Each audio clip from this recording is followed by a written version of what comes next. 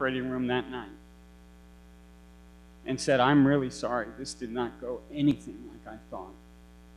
Your son has stage 4 cancer all over his belly, below the belly button, everywhere except his kidneys and liver." That hit us like a ton of bricks. And for those 3 months, we grieved very heavily. And so we've had 10 months to work through this. Some of you have not had that time. And through that 10 months, I have done things that I have never done in my life. I went and I saw a movie alone for the first time in 35 years. Yeah, we had an argument, so I just said, "I'm out of here." And I just did the worst thing I could think of. I went and saw Blind Side, this Christian movie, you know. I came back from it within 2 hours and said, "Paulie, you know, when we make up, I'd really like to see it with you." And then I spent one night in a hotel alone because, again, it was just too much. It was months and months. And, you know, Josh's best friend is Paulie, and my best friend is Paulie. But Josh was not married to Paulie, and I am married to Paulie. But at times I wasn't sure if I was married to Paulie during this time. And I went and I just said, "I'm out of here." I just, you know, nothing could help me sleep. And I just said, "I'm out of here." And so I just left. I've never done that before. And I called Al Elves to make sure he knew where I was. He's our counselor when we run into problems. And Paulie said, "I called Al." I said, "I don't care. I called him too." And so by the next day, we made up.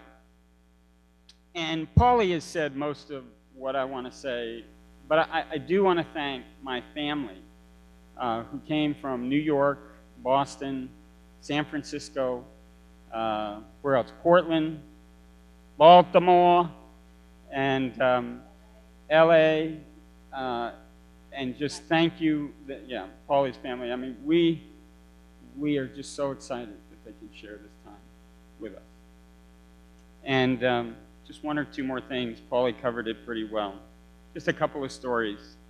On the Caring Bridge site, which is a place where we where I wrote my stuff, and some of you enjoyed it. I'm glad you had a laugh at that. But,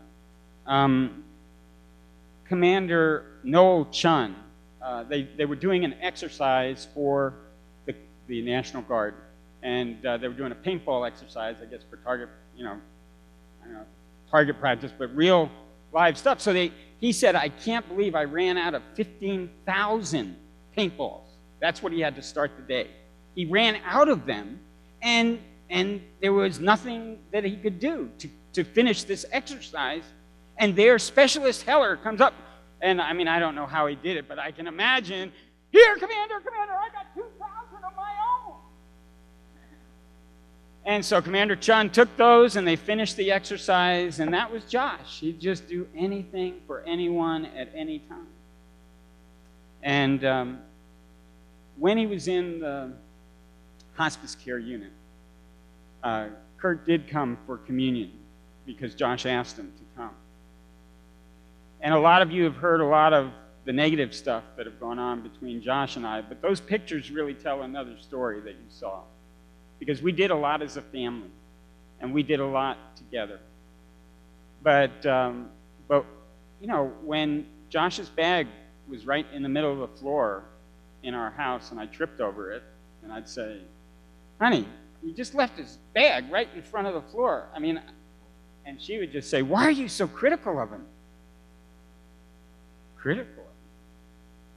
And so Josh called Kurt for communion, and Kurt was sitting with me in the palliative care unit saying, "You know, I know you need to reconcile and do some things." You know, I said, "Well, it takes two people."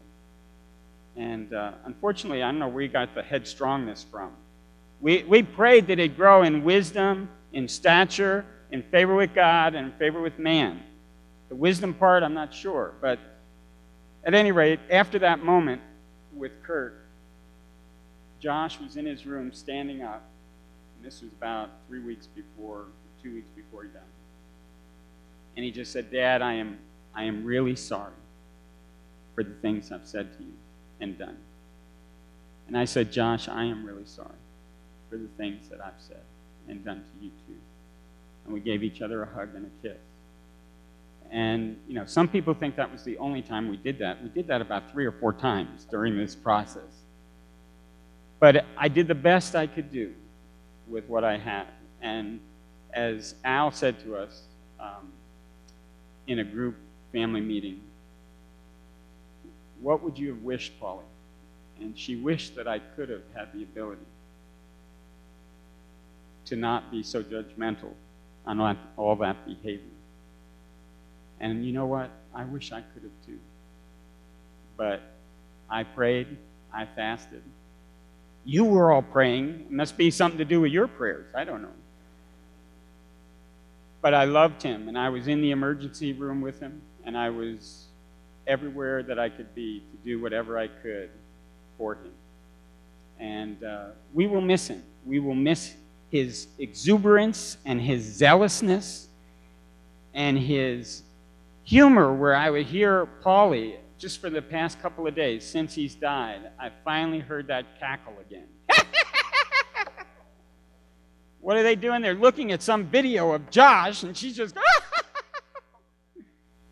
And to me, that is the greatest thing in life that you can have. A tremendous relationship with God where it's a serious thing, but tremendous laughter in a family enjoying it together. And for Josh, I'll just remember he was a passionate, passionate believer of God. I'm going to welcome David and Jess Heller now.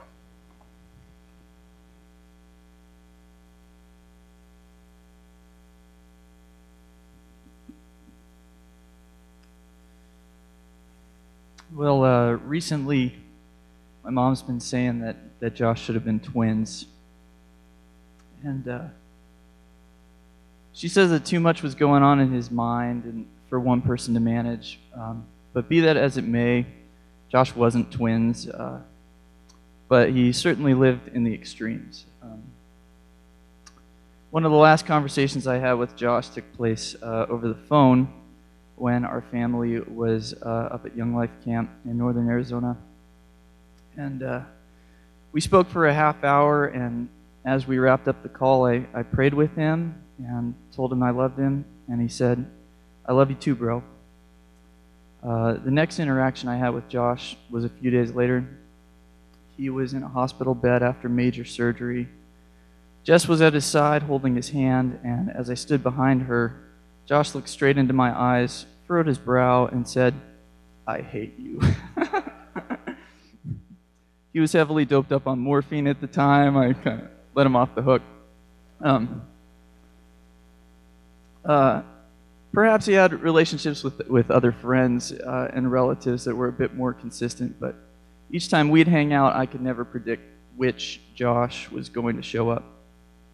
However, I knew I could always count on one thing, that when it came to Josh, life would be more interesting.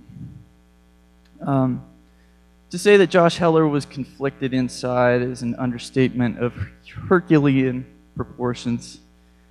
Just about every time I went into a restaurant with Josh, he'd carefully weigh the options listed on the menu, strategically quiz the server over the types of oils and spices and other cooking ingredients used in the particular dish. More often than not, the server would have to go check with the kitchen, and once they came back, Josh would scratch his chin, furrow his brow, and order something else. And then once the meal was served, Josh would be looking longingly at what everyone else ordered anyway. I'm not sure how many of you noticed this, but once Josh got his cell phone, he became pretty obsessed with changing his voicemail messages. I'm pretty sure he changed it more often than his Facebook status. But one of my personal favorites was one that he recorded after he received word that an application to the government for his LLC, Flying Blind Industries, was approved. And, the message began with Josh speaking in a certain commercial coldness, mentioning his business name, But then it seemed like he didn't want the professional nature of the recording to turn off any of his friends who called his personal cell phone.